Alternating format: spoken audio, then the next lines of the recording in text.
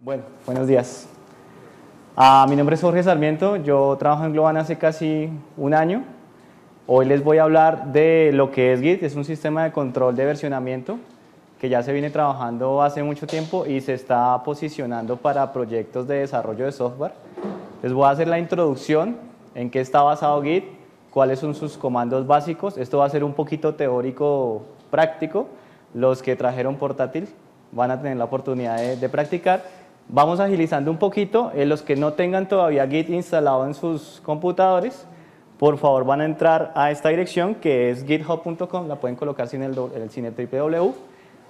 Ahí van a crear una cuenta de usuario, eso es súper rápido. Después de que creen la cuenta, entran a esta opción del menú que se llama Explore y ahí pueden descargarlo e instalarlo. Dura como unos 5 minutos la instalación y la configuración. Por favor, vayan haciendo eso mientras hacemos la parte teórica. La red se llama GLBBO Guest y la contraseña es Globant Bogotá. Reemplacen las vocales por números. Igual, si necesitan ayuda, por favor, levanten la mano y les ayudamos.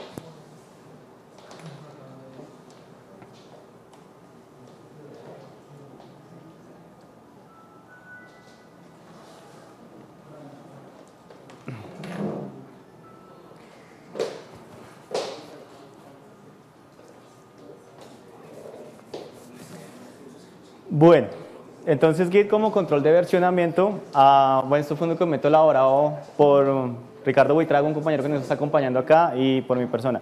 Esto es una extracción de un libro que se llama Git Pro o Pro Git, escrito por Scott Chacon. Scott Chacon es uno de los líderes en cuanto a Git y uno de los colaboradores en algo que se llama GitHub, que es como una especie de red social creada en torno a Git para facilitar lo que es el hosting de repositorios remotos a pequeñas empresas o incluso grandes empresas que quieren manejar sus repositorios utilizando Git. Vamos a ver más adelante en qué consiste. Ok, entonces, ¿qué es Git? Pues Git es una implementación del sistema de control de versionamiento en un esquema, digámoslo así, moderno, que no se basa en algunos sistemas tradicionales como son, por ejemplo, CBS o, por ejemplo, Mercurial o Subversion, que me imagino que son los que más utilizan, Subversion acá. ¿Algunos de ustedes ya han utilizado Git anteriormente? ¿Proyectos? ¿2 personas? ¿3? ¿Y Subversion? Todo el mundo ha pasado por Subversion. Listo. Entonces, es bueno que a partir de ahí voy a tratar de darles ejemplos para hacer un paralelo. Provee historia de contenidos. Esto lo vamos a ver un poquito más adelante, donde vamos a poder observar qué cambios han habido entre un commit y otro, o entre una versión y otro de nuestro software. Facilita los trabajos colaborativos. Esto está pensado para que varios equipos de desarrollo que físicamente están distanciados o grupos grandes puedan contribuir hacia la misma línea de software de manera mucho más fácil. Fácil de usar, ¿sí? Tiene una curva de aprendizaje moderada y es distribuido. Vamos a ver en qué consiste esto de ser distribuido. Entonces vamos a hacer un repaso por los sistemas de versionamiento que han existido desde el principio de los tiempos. Tenemos el sistema de versionamiento local. El más básico de todos es el que hacemos nosotros: copiar y pegar en otro lado, en donde a la carpeta le ponemos un nombre para identificarlo, ya sea por la fecha o por el último cambio significativo que le hicimos. O incluso, como por ejemplo es CBS, que maneja una base de datos, en donde yo cada vez que hago un cambio en esa base de datos, se guarda una referencia a un sistema de archivos donde están los backups de esos archivos. ¿Qué pasaba? Esto solamente estaba ubicado en mi máquina de desarrollo, únicamente, es local. Si yo quería de pronto compartirlo, pues lo tenía que subir de pronto a un servidor, pero aún así yo solamente manejaba una línea de desarrollo y requería mucho espacio en disco, porque guardaba era backups de los archivos y en la base de datos las referencias a esos archivos. Entonces, un cambio pequeñito me generaba backups sumamente grandes de todo el proyecto. Luego vinieron los sistemas de versionamiento centralizados, una evolución un poquito de CBS, y ahí también aplica Subversion. Entonces tenemos un servidor donde hay una base de datos central esa base de datos central hace lo mismo que pasaba en el local, solamente que en esta oportunidad está ubicada en un servidor remoto. Y todos los clientes lo que hacen es que bajan copias a sus máquinas locales de esos archivos, hacen sus cambios, los suben y cada vez se genera versión. ¿Qué pasaba acá? Digamos, yo no podía tener, si ese servidor se caía, hasta ahí me llegó todo el versionamiento. O si de pronto alguien subió un cambio que dañaba todo lo que se conoce como que se tiró el build. Entonces, ¿qué implicaba esto? Que de pronto nos tocaba empezar a arreglar la línea principal del desarrollo. Aquí es donde aparecen los sistemas de control de versionamiento distribuidos. ¿Qué quiere decir? Que yo manejo repositorio local y repositorio remoto. El remoto pues, puede ser el que tenemos en nuestro servidor central y el local es el que nosotros creamos en cada máquina. Mírenlo como una forma de espejos, ¿sí? Si yo creé mi repositorio en el servidor central, cada vez que yo lo bajo a mi máquina, saca una imagen en ese momento de mi repositorio y me crea uno local. Yo empiezo a trabajar y todos los cambios los voy sincronizando contra mi repositorio local y posteriormente ese repositorio local lo sincronizo con el repositorio remoto. ¿Qué permite esto? Que yo pueda trabajar en múltiples cosas al tiempo sin ir afectando la línea de desarrollo del servidor central. Y posteriormente, cuando yo la sincronice, las demás personas que están trabajando van a tener mis últimos cambios o pueden seleccionar fácilmente con qué cambios siguen trabajando y con cuáles no. Además, si vuelve y pasa que alguien dañó el build, o sea, modificó el código y eso ya no compila, ya no genera, ya no despliega, los del computadora fácilmente tienen una imagen del repositorio, lo sincronizan nuevamente con el central y recuperamos el repositorio sin gastarnos horas tratando de arreglar código o tratando de arreglar la configuración del servidor. Es más, si el servidor se cae físicamente por algún motivo, se dañó, no perdimos el repositorio porque si hubo 50 personas trabajando en eso, hay 50 repositorios locales que tienen la imagen de ese repositorio y lo podemos recuperar fácilmente. En eso está basado Git. Y en eso consiste un sistema de versionamiento distribuido. Entonces pasemos rápidamente por la historia de Git. Más o menos de 1991 a 2002 se manejaba este concepto de sistema de control versionamiento distribuido. ¿Para qué? Para el mantenimiento del kernel de Linux, ¿sí? Pero en ese tiempo se estaba utilizando el DBSC y que se llamaba BitKeeper. En 2005 BitKeeper se volvió comercial, entonces ahí hubo una separación entre la comunidad que dejó de utilizar BitKeeper, pero seguían requiriendo un sistema de versionamiento que tuviera las características de BitKeeper. Entonces empezaron su propio proyecto, que son los inicios de Git desde el 2005, y de ahí nació y ha ido creciendo. Entonces, Git, primer ejemplo de uso práctico de Git, lo utilizan para el mantenimiento del kernel de Linux actualmente. También hay otros que están utilizando Git, que es por ejemplo Facebook, VMware también lo está usando, Red Hat. Estos son los que se me vienen en la cabeza encimita, pero hay más gente. Bueno, entonces, ¿qué tuvieron en cuenta al momento de crear Git? Pues velocidad, diseño simple, soporte no lineal, porque como el kernel de Linux hay cientos de miles de personas colaborando, cientos de miles de cambios que se están subiendo y muchas distribuciones, entonces había mucho trabajo en paralelo que había que sincronizar. Pensado en eso, el soporte no lineal es muy importante, que fuera completamente distribuido y que fuera fácil de manejar, digamos, en proyectos grandes, tanto en proyectos pequeños. Listo. ¿Cuáles son las diferencias en la forma en que Git maneja los cambios con respecto a, por ejemplo, Subversion o incluso el mismo CVS? Entonces, de la mitad para arriba tenemos la forma en que Subversion, CVS maneja como el historial de los cambios. Resulta que cada uno de estos guarda cambios, ¿sí? Solamente en cada versión él guarda aquellos archivos que se modificaron. Si yo no toqué un archivo de texto, ese archivo no se va en la siguiente versión. Si yo lo toqué, sí se va. Entonces podemos ver que, por ejemplo, en la versión 1 tenemos 3 archivos en un estado inicial. En la versión 2 modificamos el archivo A y el archivo C y guardó los cambios de ellos. Y así sucesivamente en cada versión.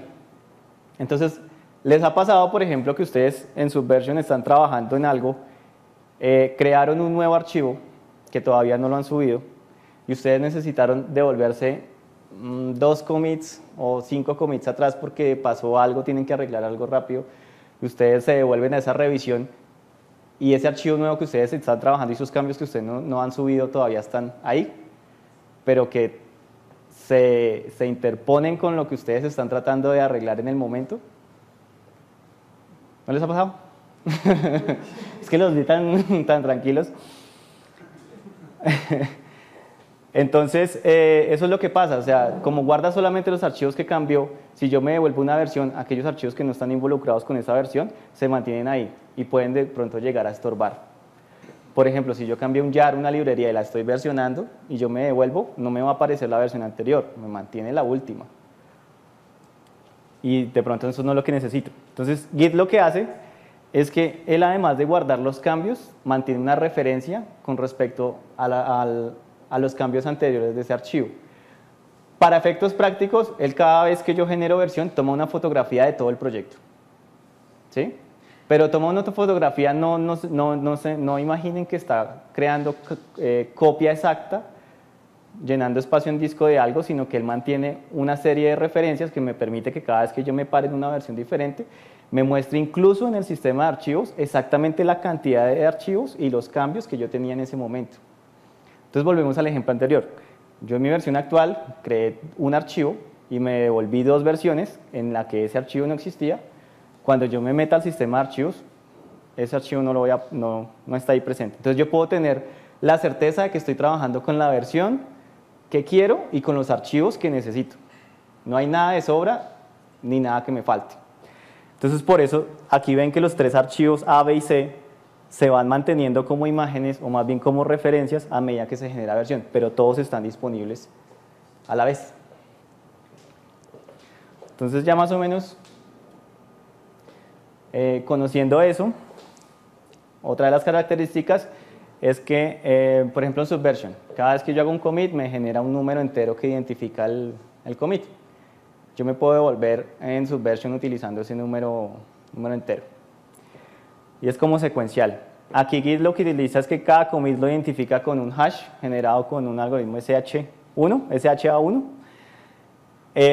Esto me permite evitar de pronto duplicidades, porque es que si en Subversion pasa que si yo reinicio, de alguna manera vuelvo y arranco con el versionamiento, él vuelve y arranca desde un principio a volver a generar versiones. Entonces yo puedo tener la revisión 200 2 veces si me pasó aquello de que se me dañó el repositorio. Con Git no pasa eso. Todos esos hash son únicos. Y ahí no. Entonces, aquí no hay revisiones, sino commits. No son revisiones con un número incremental, sino que es un identificador. Es un hash. Por cada commit genera un hash. Por cada operación. Incluso cuando yo hago una reversión, también genera un hash que identifica a esa reversión. Se ve como una especie de commit.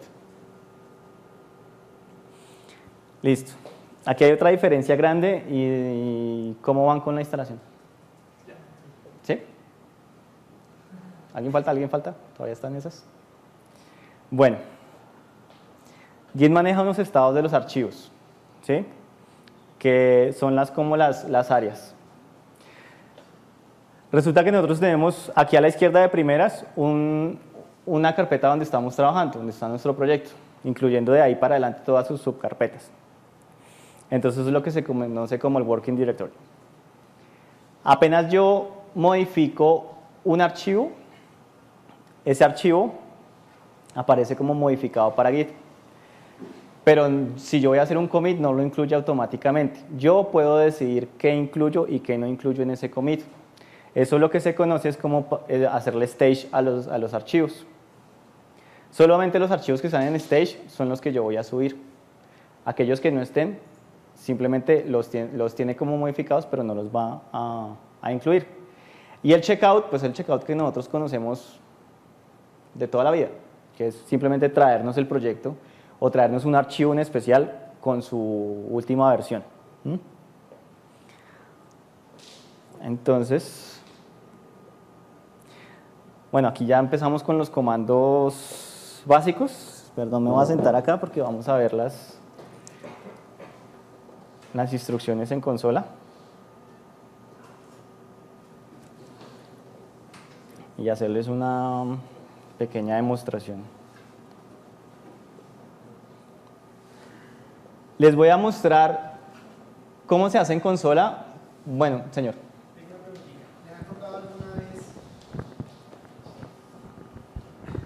¿Les ha tocado la situación de migrar un repositorio que ya tengan configurado en Subversion, pasarlo a Git? ¿Lo han hecho? O sea, ¿han hecho esa tarea alguna vez? Sí, y el versionamiento, digámoslo así, toda la historia que yo llevaba en Subversion no se pasa a Git. ¿No? Yo arranco con mi última versión de Subversion como el estado inicial en Git. A partir de ahí empieza a llevar. No estás transparente. No es transparente. No, Ya. no. Es volver a empezar. Es volver a empezar. Listo. La historia la manejan de diferente manera.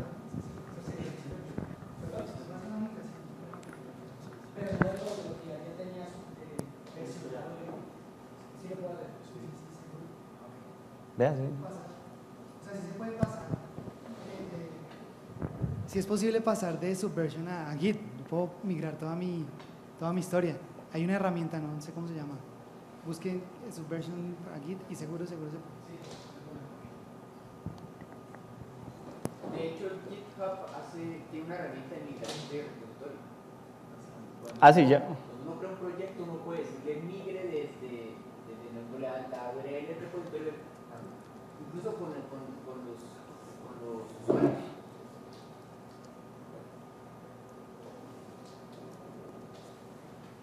¿Ya? Espera. Hay varias herramientas de terceros que se pueden utilizar. Digamos que Git ofrece el core para versionamiento. Hay otros de terceras partes que han creado herramientas para integrar esos servicios o ampliarles la funcionalidad y hacerlo automático. Por ejemplo, migraciones o digamos clonar o sacar un fork de esos archivos. Bueno, entonces vamos a crear aquí un directorio, un repositorio. El primer comando con el que arrancamos es git init. Este inicializa un repositorio. Esto lo podemos hacer en un servidor, lo podemos hacer local. ¿Qué él hace? Él establece un estado inicial de ese repositorio y de todas sus subcarpetas. Es decir, que nuestro proyecto no tiene que estar completamente vacío para inicializar el repositorio. Nosotros podemos inicializar el repositorio incluso si ya tenemos todo el proyecto creado en el sistema de archivos. Entonces de aquí él saca su estado inicial en el repositorio. Hasta este momento está local, todavía no está sincronizado con ningún servidor remoto, pero él nos da la oportunidad que en cualquier momento lo convirtamos en remoto y a partir de ahí el resto del equipo lo pueda tener disponible. Ahorita lo vamos a trabajar en remoto. Seguimos trabajando común y corriente, o sea, aquí no tenemos este comando. Voy a agrandar acá.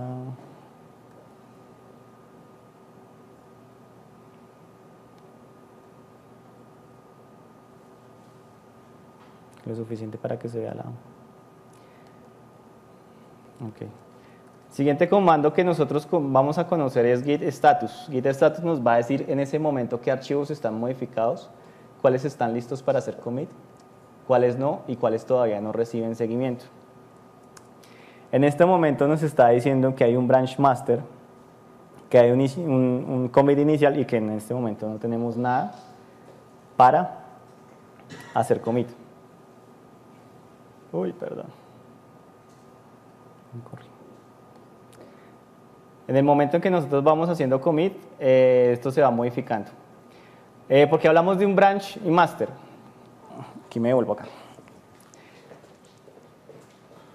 Git maneja ramas, diferente de pronto a Subversion, aunque Subversion también maneja ramas que son los branch. Normalmente en Subversion nosotros estamos utilizando los branch para establecer aquellas versiones estables de nuestro desarrollo. Yo mandé la versión 1 y cuando hice el despliegue, entonces la versión 1 saqué una copia en un branch y ahí quedó. Cada vez que yo necesite devolverme la versión 1, pues me paro en ese branch y hago un despliegue. Aquí es lo contrario. Yo utilizo los branch para desarrollar y el master es el que tiene las versiones estables. Es lo contrario a lo que estamos haciendo. ¿Por qué? Pues para facilitar el trabajo en paralelo y los grandes commits que se están haciendo en proyectos que son grandes. Entonces, cada vez que yo voy a trabajar, por ejemplo, tengo mi rama en master y en master está mi última versión estable. Si yo quiero seguir continuando, no sé, ahora quiero agregar el módulo, no sé, de usuarios. Entonces, creo un branch a partir de la línea master, que es una copia exacta, y empiezo a trabajar en mi módulo de usuarios. Cuando yo ya termino totalmente el desarrollo de mi módulo de usuarios, lo mezclo con master y ahí se generó mi nueva versión estable. En master no se suben versiones inestables. Sí se puede, claro, nosotros podemos hacerlo, no se debe. En master debe estar solamente aquello que sí funciona. Y en nuestras ramas, pues todo lo que tengamos que hacer, trabajar con todo y errores hasta que terminemos el trabajo. Entonces,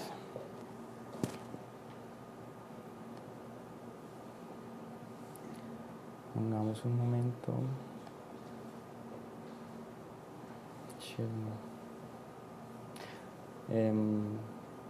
Germán, ¿me ayuda un momentico, por favor?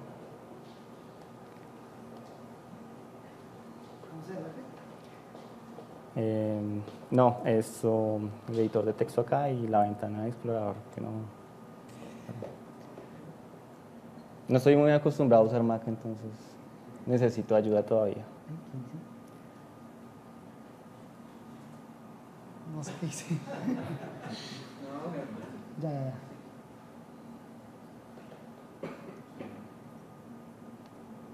Ahí está el explorador. ¿Y qué más necesita?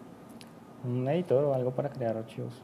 Y puedo utilizar Sublime, el nombre del archivo y ya. Ok, listo. Sublime, listo. Entonces vamos a aplicar acá, le hacemos zoom.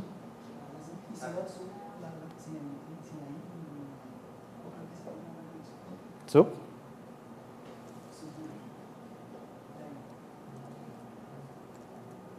Sublime. ¿Sin la qué? Sublime. Y el nombre del archivo. Listo.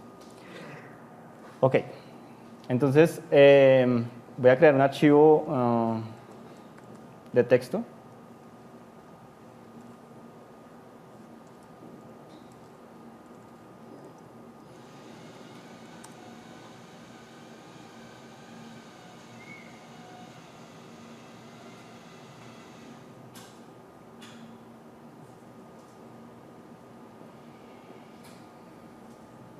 Tienes que cambiar de ventana.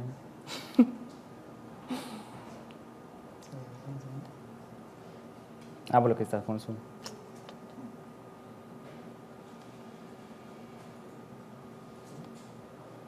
Listo.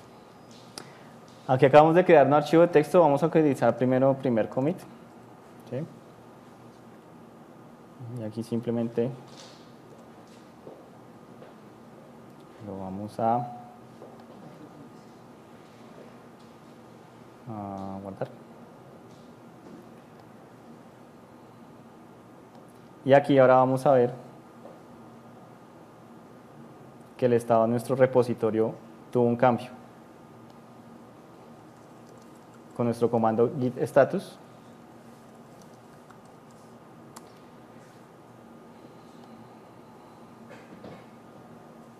Ahora podemos ver acá que en la sección de Untracked Files hay un archivo de texto. Nosotros lo agregamos al directorio, pero no lo hemos incluido todavía en el commit. Aquí en este estado nos permite descartarlo o incluirle más cambios sin que en ese momento Git necesite generar un commit o algo. ¿Sí? ¿Cómo adicionamos archivos? Utilizando el comando git add. Y podemos utilizar el nombre específico del archivo que queremos incluir en caso de que sea alguno en específico, o podemos utilizar un patrón de búsqueda, por ejemplo todos los asterisco.txt, en caso de que sea un grupo específico de archivos que queramos incluir, O simplemente dejamos git punto y él coge todos los archivos que estén modificados en esa carpeta y los añade a la lista de commits. Y si vemos nuevamente git status, vemos que ahora el mensaje cambió. Antes estaba en Updraft Files, ahora está en cambios para commit. Quiere decir que en ese momento ya están listos para hacer commit, pero pilas acá. ¿Por qué? Porque si yo me voy a mi editor de texto, ¿dónde está Sublime? Aquí está. Y le añado otra línea.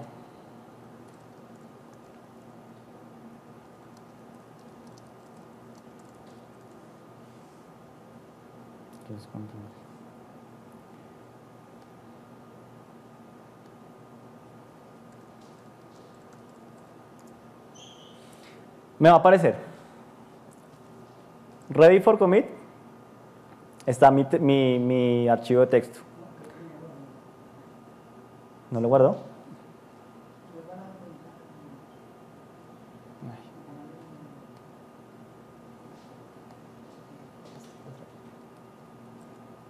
¿Cómo? Listo. Listo. Listo para commit, txt y cambiado pero no actualizado, otra vez nuestro archivo txt. ¿Qué pasó?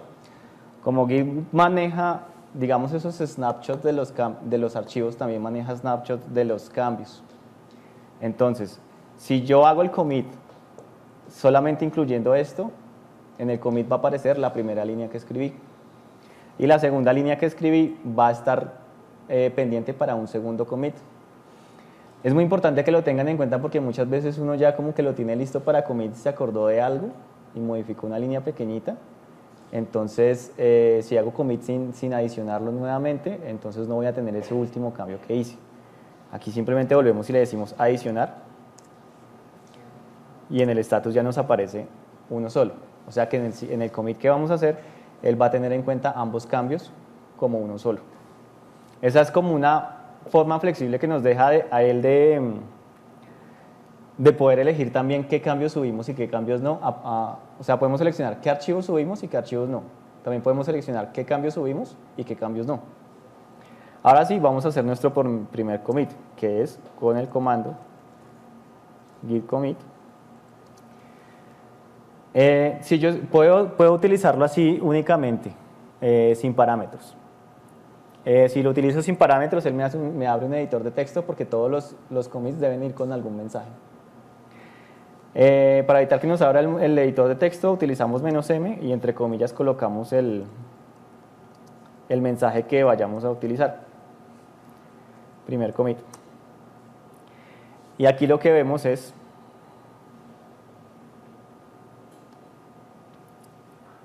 que él ya insertó estos cambios al repositorio y generó una versión. Este es el hash del commit. ¿Ven una diferencia que es diferente al de 24 dígitos que les mostré en la presentación? Bueno, hay un commit de 24 dígitos detrás de este. Este es como un short hash que él crea, como una especie de acceso directo. Los dos equivalen. Solamente que aquí en el resumen nos está mostrando el más pequeño. Y aquí nos hace un resumen de cuántos archivos adicionó, qué cambió, qué quitó y cuál fue el número de los archivos. Ahora, con el siguiente comando que se llama git log, podemos ver en este repositorio lo que tenemos, a lo que le hemos hecho commit, o sea, la historia de los commits que hemos tenido. Entonces aquí aparece.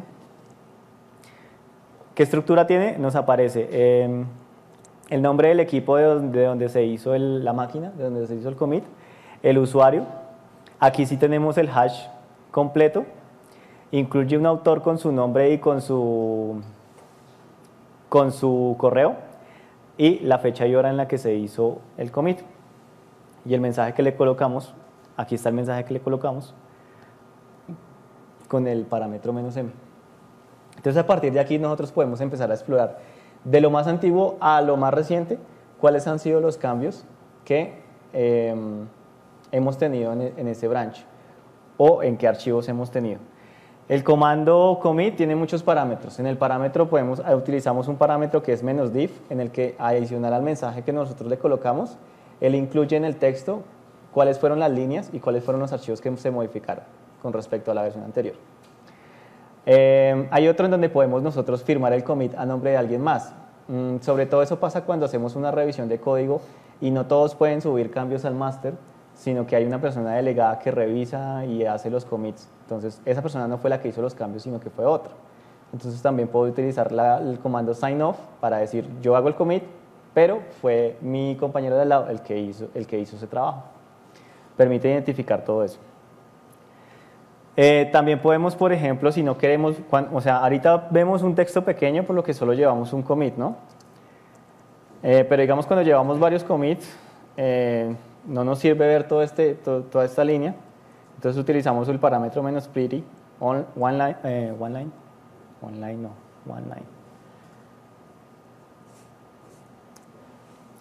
Y aquí nos muestra solamente el hash y el mensaje del commit que hicimos.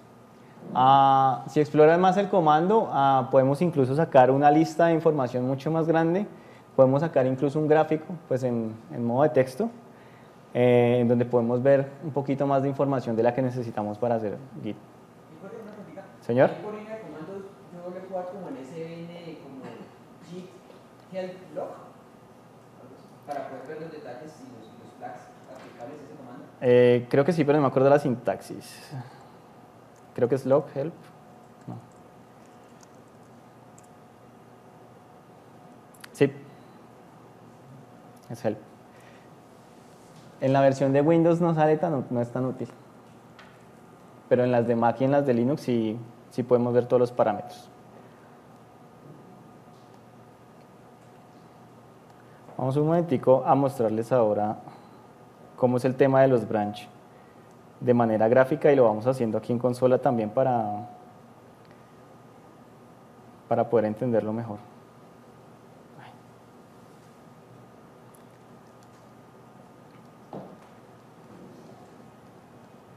No veo.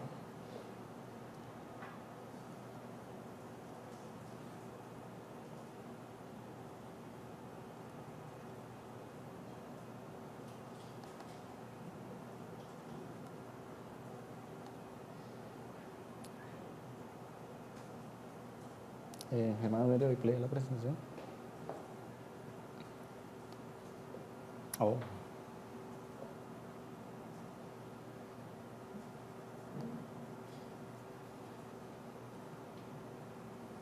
Hasta ahora lo que hemos visto es haciendo cambios nosotros de manera local, como quien dice únicamente nosotros estamos haciendo cambios sobre el repositorio. Podemos hacer configuraciones, aquí están los comandos que les acabo de explicar, aquí viene un poquito más explicado cómo, qué otros parámetros adicionales podemos utilizar. Y un poquito lo que vimos ahorita de en qué estado estaba un archivo que yo adicioné, que no modifiqué, después cómo estaba cuando lo modifiqué. Esas son como todas las transiciones que podemos hacer antes de hacer un commit, porque después de hacer un commit ya los cambios se subieron. Ahí lo único que podemos hacer es revertir ese commit, que es con el comando revert. Entonces, estos son como algunos ejemplos de cómo yo puedo formatear la salida del comando git log. Cada uno con su respectiva descripción. Esto es utilizando alguna herramienta gráfica que está disponible para Mac, para Windows, para Linux, en donde yo puedo ver cada uno de los commits. En la parte de arriba la secuencia de commits, en la parte de la izquierda podemos ver los mensajes los que acabamos de ver por consola y en la parte inferior derecha podemos ver los archivos que se modificaron específicamente con ese commit. Supongamos, antes de esto, supongamos un momento que yo escribí mal el mensaje o no lo escribí en mi commit. Yo puedo modificar ese último mensaje sin necesidad de volver a generar otro commit. Se pasa a la terminal con el comando amend, que es como hacer una corrección de lo que escribí. Esto solamente aplica para el commit más reciente. Yo no puedo corregir el texto de un commit que hice hace 5 commits atrás o el que hice hace 3 días. Este lo va a hacer siempre sobre la última revisión. Entonces, amén, entonces...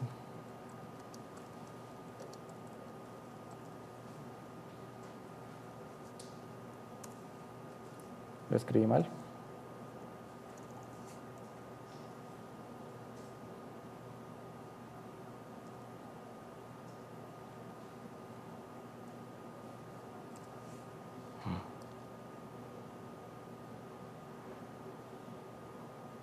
Ah, es con un solo guión.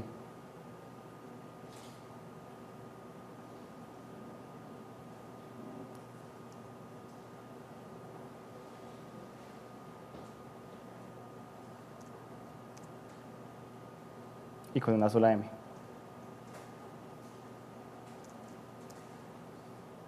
Ay. Problemas técnicos. Es git commit menos amén. Perdón, me comí el commit. Bueno, sigamos avanzando. Esto es un poquito de manera gráfica cómo Git genera los objetos en la base de datos para referenciar los cambios que se hicieron. Esto es un poquito ya más técnico o digamos más en las entrañas de Git, pero básicamente lo que hace es que él genera un hash tree. A partir de mi commit genera unos objetos blob.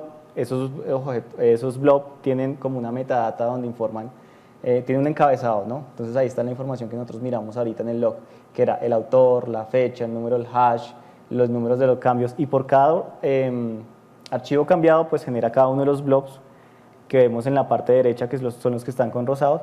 Todos como ven tienen hash, ¿sí? Entonces eso funciona como un sistema de apuntadores que me lleva de la metadata a los archivos modificados.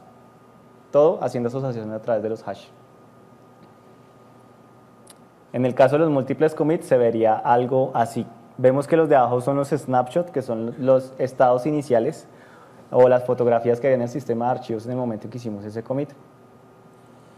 Y en el tema de branch hay un apuntador que es el head, que es el que también conocemos en Subversion. El head siempre tiene la última versión de nuestro repositorio. Pero al tratarse de un apuntador acá, nosotros podemos mover el head a donde nosotros queramos, sin que necesariamente sea el último commit. Yo puedo mover el head a 4 commits anteriores y de ahí para adelante todo se sincroniza a partir de ahí. Y los commits que están adelante de ese head se descartan. No desaparecen, simplemente no se tienen en cuenta. Esa es una de las ventajas de Git.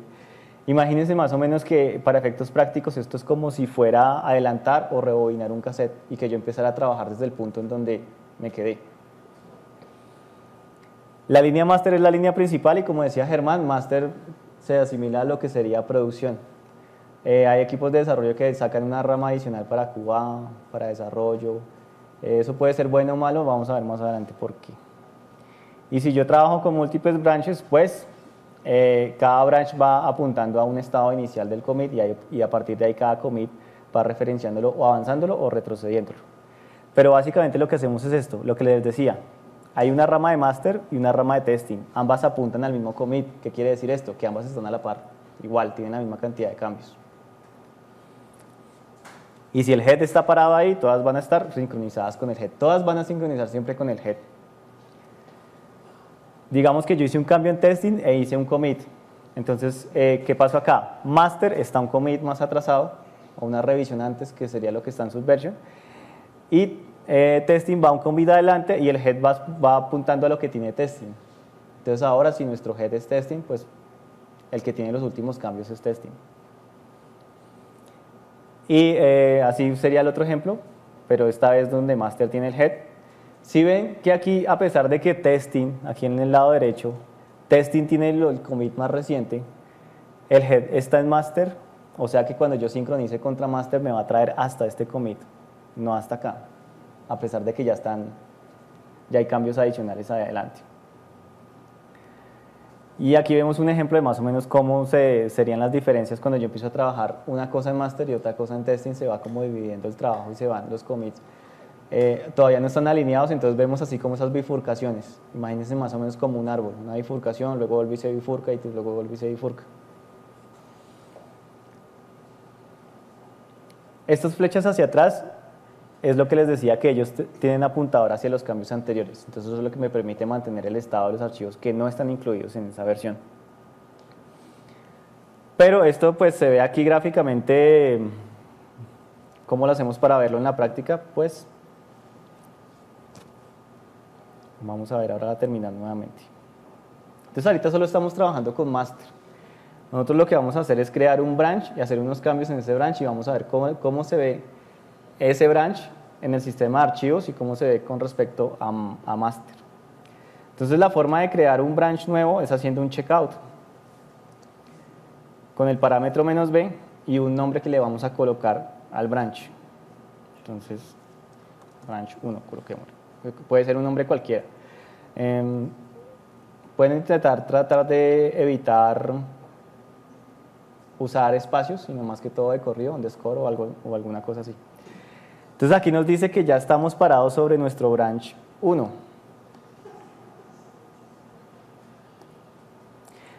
Es muy importante que nosotros estábamos parados en master cuando creamos el branch 1. Quiere decir que sacó una fotografía, creó el branch a partir de una fotografía de master. Si hubiéramos estado parados en otro branch, llámese producción o QA, el branch lo crea a partir de la fotografía de QA. Tenemos que estar muy pendientes de dónde estamos nosotros ubicados. Aquí en terminal es muy importante, pero si utilizan un plugin en Eclipse o una herramienta gráfica, que hay varias, pues ya pueden estar un poquito más desentendidos de ese tema porque él administra toda esa parte. Entonces aquí tenemos una rama nueva que no tiene cambios. Si nosotros le hacemos log, ¿qué tiene? Como es una fotografía de master, tiene los commits que hasta ese momento había en master, que es nuestro primer commit. ¿Okay? Entonces vamos a hacer algunos cambios acá.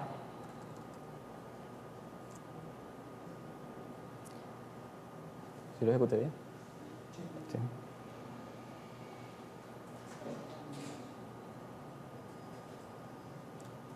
Vamos a hacer dos cosas, dos cambios.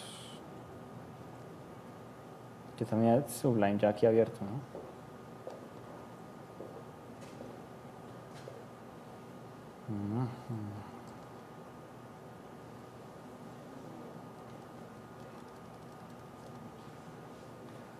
Ok. Vamos a hacer un cambio inicial acá.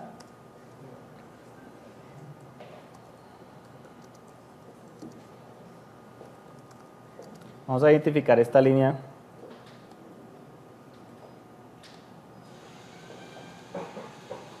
Y vamos a crear un archivo nuevo.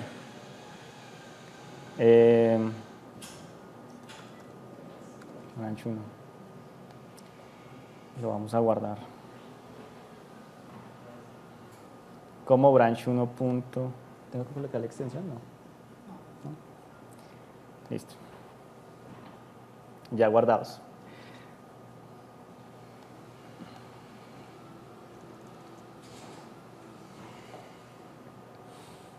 Ahora vamos a ver aquí en el status que tengo dos archivos. Uno archivo nuevo que se llama branch 1 y uno modificado que es txt inicial. ¿Sí? Vamos a adicionar ambos, no especificamos cuál es, entonces con punto y hacemos un commit.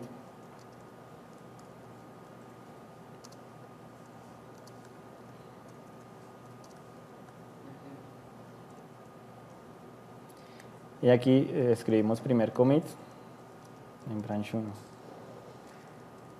Con el texto no hay límite en la cantidad de caracteres. La idea es que sea descriptivo porque cuando quieran ver el resumen, pues que aparezca en una línea, ¿no?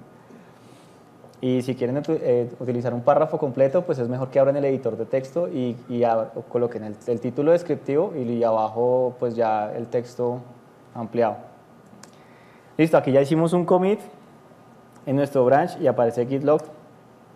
Aparece del más reciente al más antiguo, entonces primer commit en branch 1 y primer commit que fue el que hicimos en master. Estos cambios ya les hice commit, pero están en esa rama, todavía no hacen parte de master. ¿Qué quiere decir? Que si yo que master siendo una versión estable, todavía la puedo seguir. Yo me puse a trabajar a partir de master sin alterar el trabajo que otros estén haciendo en paralelo con master. Yo estoy trabajando independientemente en una rama adicional. Entonces, ¿cómo vemos esa diferencia? Si yo me paro en master y hago checkout de master, listo, ya estoy parado, y hago un log, solamente me aparece el primer commit. Ya vamos a hacerle clear para que se vea bien.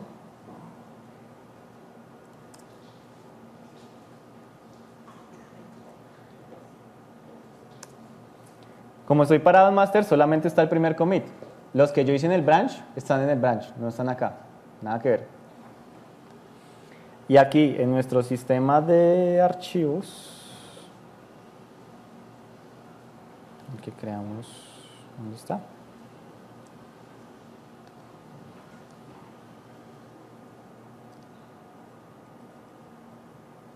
Finder.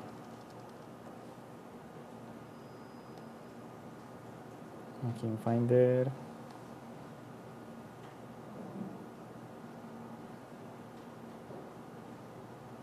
¿Dónde está? En Public. Git. Aquí solamente está el texto el archivo de texto que está en master. Aquí no está el que creamos anteriormente en el branch 1. Pero si hacemos checkout,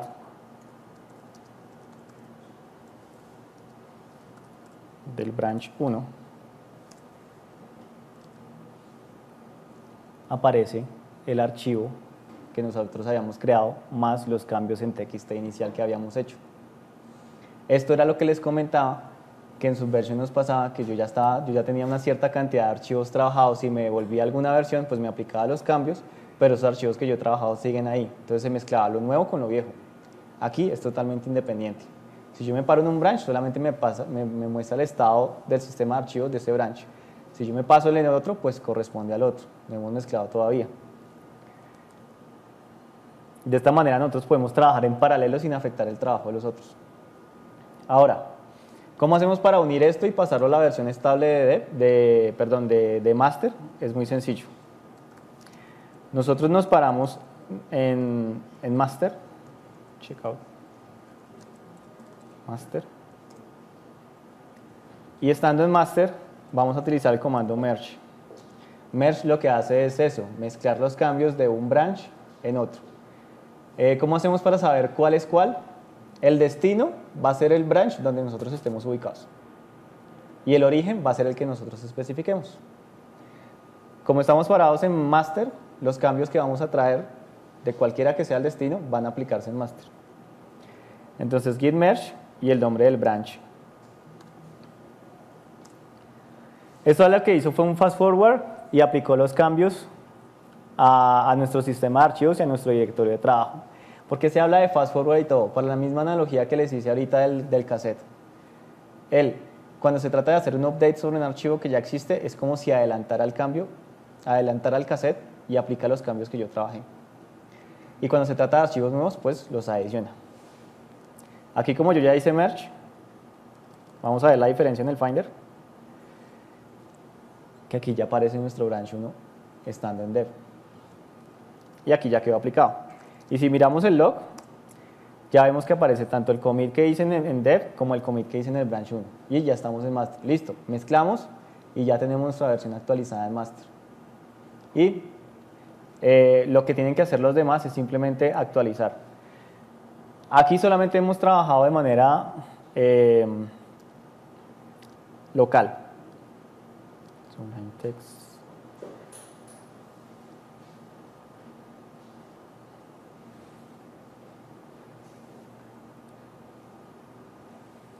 Entonces ahora gráficamente vamos a ver qué fue lo que hicimos. C2, supongamos que era master antes de arrancar a trabajar.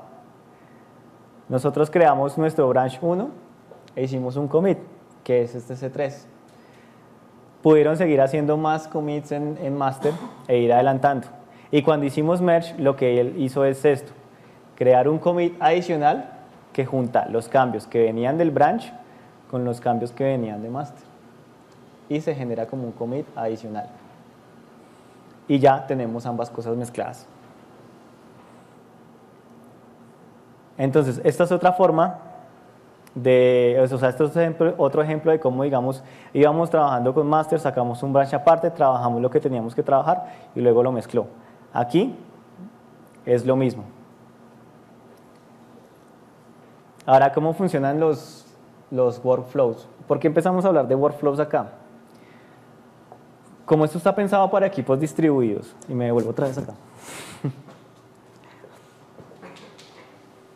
Tenemos que tener en cuenta que tenemos múltiples equipos trabajando sobre el mismo proyecto. Pero esos equipos pueden estar trabajando en una funcionalidad larga como una funcionalidad corta. Y también empieza a haber un esquema de que no es que todos subamos cada cambio que hacemos, sino que pasa por un proceso de revisión antes de mezclarlo con la rama principal, porque pues tenemos que asegurarnos que el código que suba a la rama principal que esté estable. Entonces el workflow básico es una forma en que nosotros administramos los branch y trabajamos sobre ellos. Entonces, teniendo a master como producción, podemos sacar un branch adicional, que puede ser el de desarrollo, y ahí vamos subiendo todos los commits que el equipo de desarrollo va trabajando. Finalmente, cuando ya esté todo eso probado, dependiendo de cómo ustedes quieran, que corran pruebas unitarias, que corran pruebas funcionales, pruebas de integración, etcétera, ahí, cuando ya esté todo funcionando, lo mezclamos con master y ahí tenemos nuestra versión de producción. Adicional a eso, podemos crear otras ramas para trabajar en cosas muy específicas, digámoslo así, que sean cambios más pequeños. Y de igual manera, cuando ya las hayamos terminado, las mezclamos con develop, hacemos todo el proceso de pruebas y las mezclamos con master. Es como una forma de hacer filtros para asegurar que el código y tanto la funcionalidad de la aplicación sean buenos. Ahora, esto permite crear ramas, pero eso es un arma de doble filo. ¿Por qué? Porque crear tantas ramas puede ser contraproducente. Porque eso significa que todas las ramas que nosotros saquemos y las subramas a partir de ahí tienen que estar constantemente sincronizadas con la línea principal de desarrollo. Entonces, lo que yo les decía, que si yo creo una rama a partir de otra, no me trae los últimos cambios, me trae los últimos cambios que tenga esa rama. Y si yo la creo desde una rama que está desactualizada, pues ya de entrada voy a trabajar muchos commits atrás y se puede prestar para conflictos.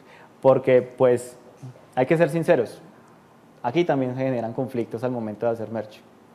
Lo único que facilita es, lo que trata de garantizar Git es que el volumen de trabajo de equipos distribuidos sea mayor con la mínima cantidad de conflictos. Pero de todas maneras los hay y hay que tener cuidado y para eso son los workflows, para asegurar que estamos trabajando siempre con los últimos cambios de nuestra línea de desarrollo. Entonces, ese es un ejemplo de una mala idea. Que tenemos a master acá en el centro, pero nosotros algún día creamos una rama para trabajar en algo, que es aquí la que sigue a la derecha. Y de un momento a otro volvimos y a partir de esa rama, sin haberla terminado, volvimos y sacamos otra rama a partir de ahí y empezamos a hacer un poco de commits. Y aquí alguien de otro equipo sacó una rama a partir de master y empezó a trabajar. Entre más distanciados estemos de master, más difícil va a ser la integración al momento de hacer merge. Porque muy seguramente estemos haciendo doble trabajo. Lo que un equipo hizo, el otro lo replicó sin darse cuenta, porque no tenían los cambios al día. Y eso pasa mucho cuando uno está haciendo bug fixing, o cuando uno está haciendo un refactor, que hacemos un simple renombramiento de archivos, y yo sorpresa me llevo cuando voy a hacer merge que ese archivo cambió de nombre o cambió de ubicación, y mis cambios no pueden aplicar.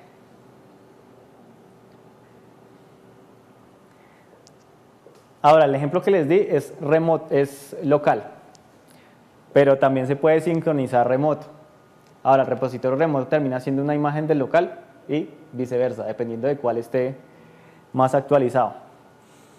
Esto es una imagen de cómo se ve el repositorio remoto con respecto al repositorio local. Si pueden ver en detenimiento, los hash del local son iguales a los del remoto. ¿Por qué? Por lo que les digo, es un snapshot. ¿Sí? El historial que yo tengo en mi repositorio local lo termino subiendo al remoto. Entonces es un clon. Solamente en el remoto se generan nuevos commits, pues cuando digamos yo hago commits directamente allá y me los traigo de vuelta a mi local. Pero en teoría son idénticos, es casi como si habláramos de repositorios gemelos.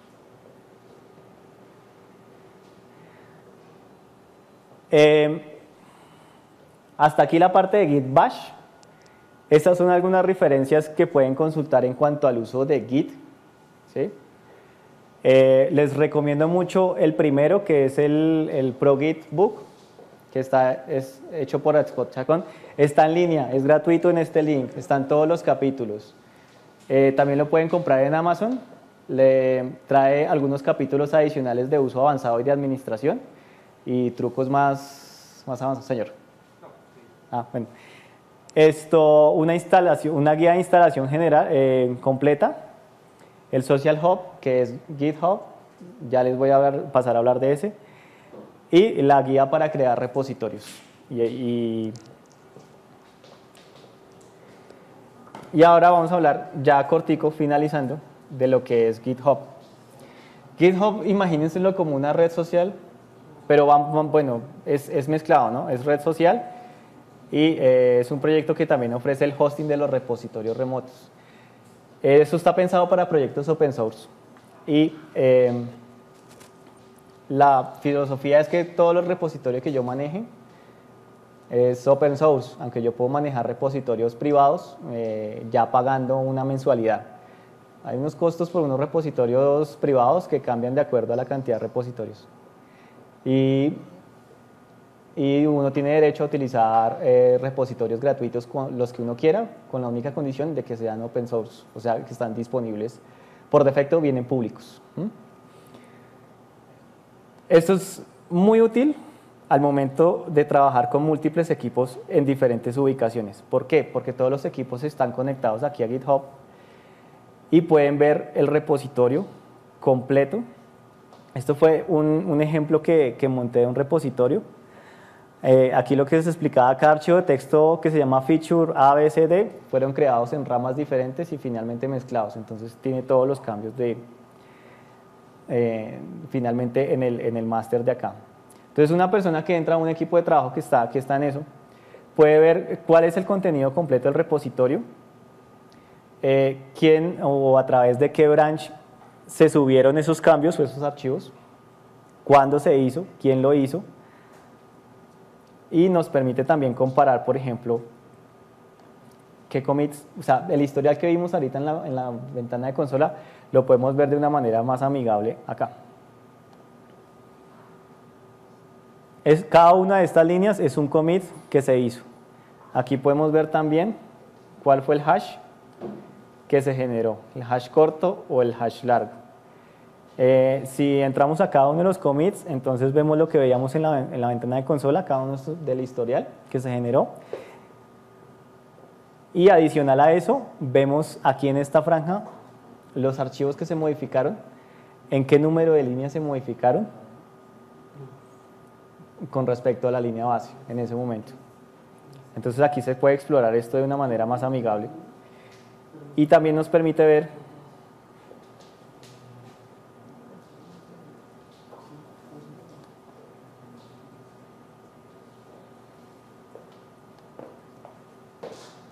vamos por acá.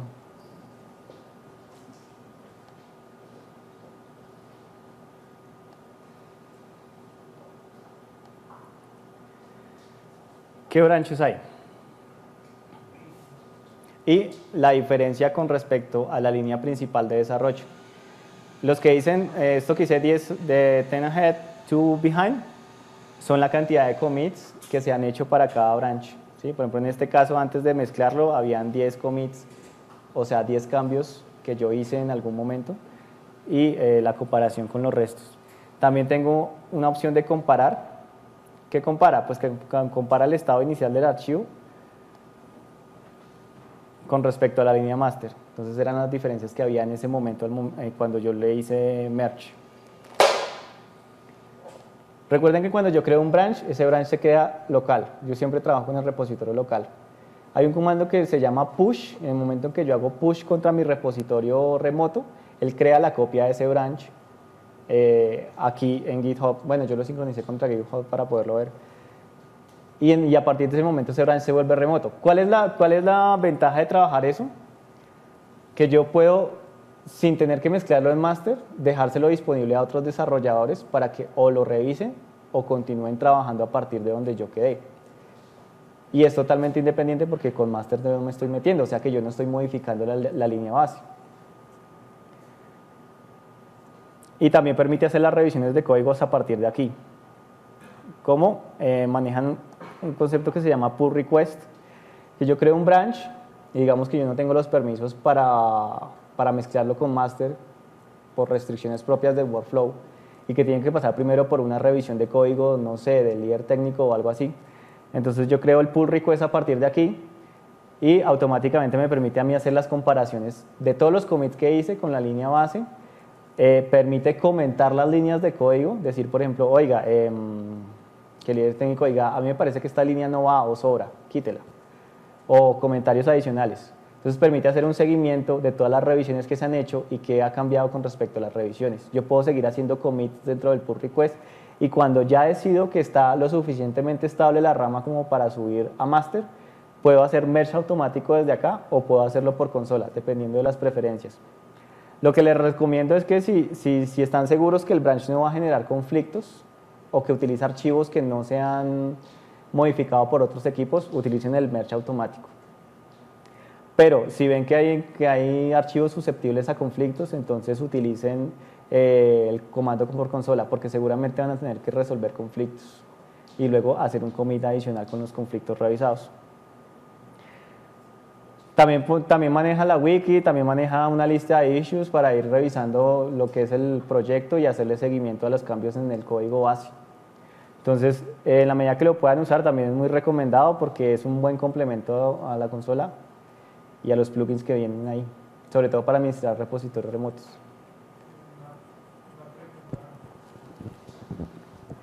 Quería realizarte una pregunta. ¿Qué tan compatible es con sistemas de integración continua como un Hudson que hace checkout ya de un SVN? ¿Es igual de simple? En la práctica se ha utilizado con Hudson, aquí que yo les puedo dar fe, con Hudson y con Jenkins. ¿Sí? Y lo mismo, cada vez que se genera un commit sobre master, que era lo que les comentaba Germán, en el momento que hacemos push y sincronizamos con el master remoto, me empieza a correr la integración continua y genera los builds o mantiene informados sobre los builds. O sea, sí ya es compatible, Hudson y Jenkins. Seguramente habrá otras más, pero les puedo dar fe de esos dos. ¿Alguna pregunta adicional que quieran preguntar? De todas maneras, esto fue un brochazo, eso es muy básico todavía.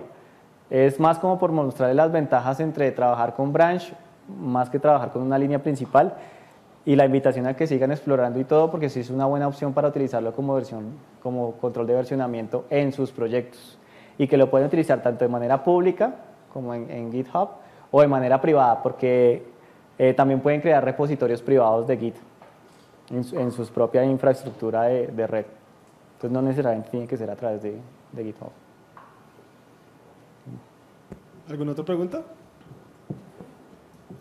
Bueno, gracias Jorge entonces. Bueno.